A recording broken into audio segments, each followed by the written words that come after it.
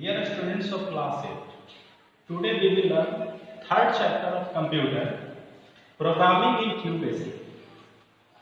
QBasic is a computer programming language using which we can develop softwares or programs. QBasic is an advanced version of basic computer language. It stands for Quick, Beginners, All, Purpose, Symbolic, Instruction, Code. There are three kinds of programming construct in QBasic: sequence construct, decision construct, and looping construct. Now, sequence construct. In sequence construct, statements get executed one after the another. It means one statement executes, then after another, and then after another. It is also known as top-down approach. It starts from CLS and comes to an end when it gets in a statement. Now, decision construct. In decision construct, there is a decision statement is necessary. It executes one of the two actions based on the test results. Now, looping construct. When we need repetition of statements or repetition of a module, then we use looping construct. It means repetition again and again, repeating same action again and again, repeating same action is known as loop or looping construct. Recall variables and constants. In any programming language, variables and constants are very useful. We can store data or input values. It may be fixed or it can be get inputted during the execution. We need constants and variables. Now, variable. Variable is a memory location where we store value when it is entered during the execution. Value of a variable keep changing during the program. Now, types of variables. There are two types of variables: numeric variables and string variables. String variables is also known as alphanumeric variables. In numeric variable, it stores numbers. It means 90, 60, 15, etc. In a string variable, we can store text values as well as combination of alphanumeric values. Now, constants. Constant means fixed values. Variables that stores fixed values and it can't be changed during the whole execution. It means fixed.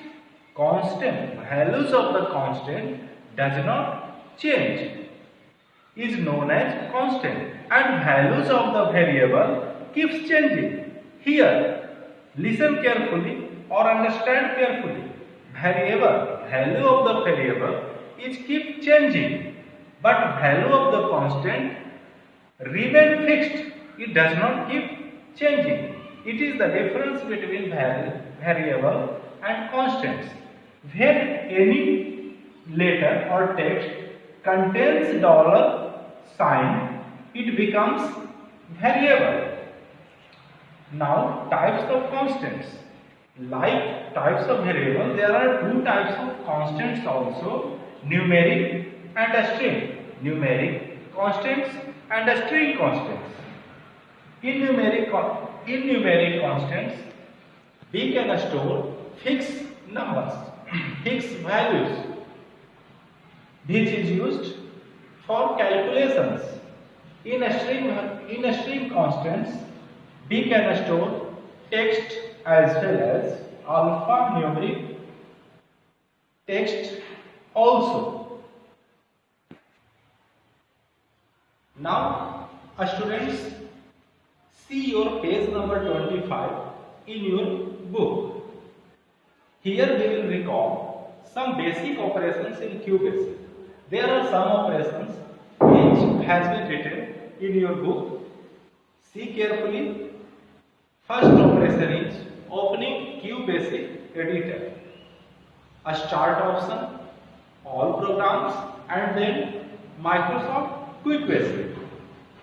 For creating a new file, we know that file, new option, saving a file, save option, opening a saved file, open option, to run a program, file, run and a start, to run a program, run and a start, print a program, file and print, closing QBasic editor, file and exit.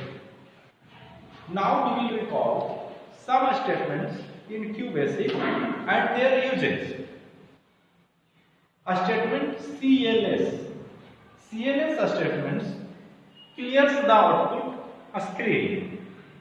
Print with comma means prints values zone wise. Print with semicolon means print values continuously. Print with tab, it means prints values at a specified column numbers.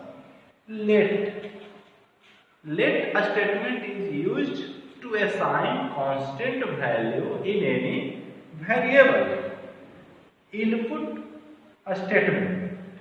Input a statement accepts values for a variable during the execution.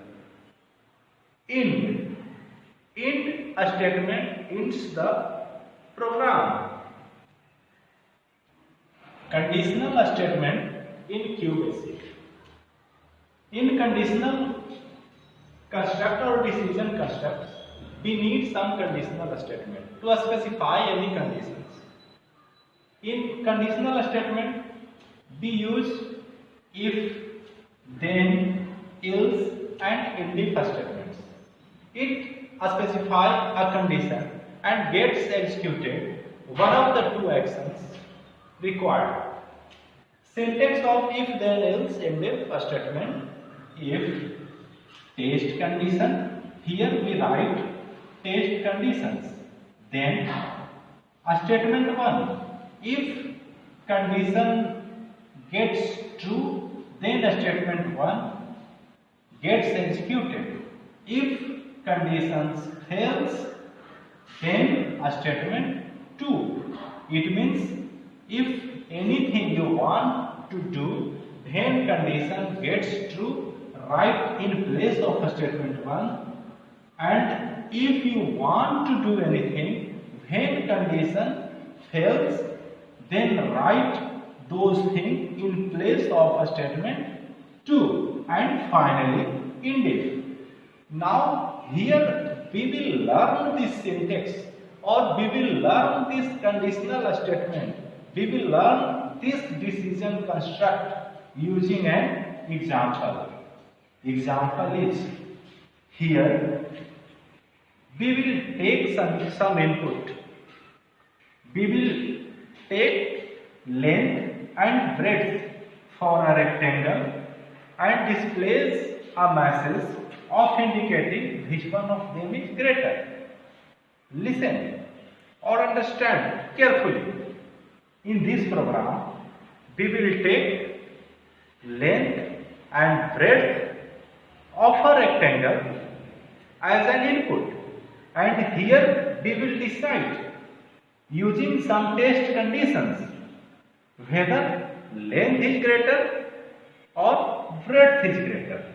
Now see here, we write this program or we will understand this program using flowchart. This program starts using a statement. Now we take input. Here you can see that we take input in length and breadth. Here user will assign value of length and breadth. Now here we will specify test condition, either length greater than breadth or not. Here we will check, is length greater than breadth? If yes, if length is greater than breadth, yes, then our control goes to here. If this condition gets true or yes, control goes to here and it displays length is more than breadth. Understand again, here this condition gets true, then control goes to here, yes, and it will print display length is more than breadth.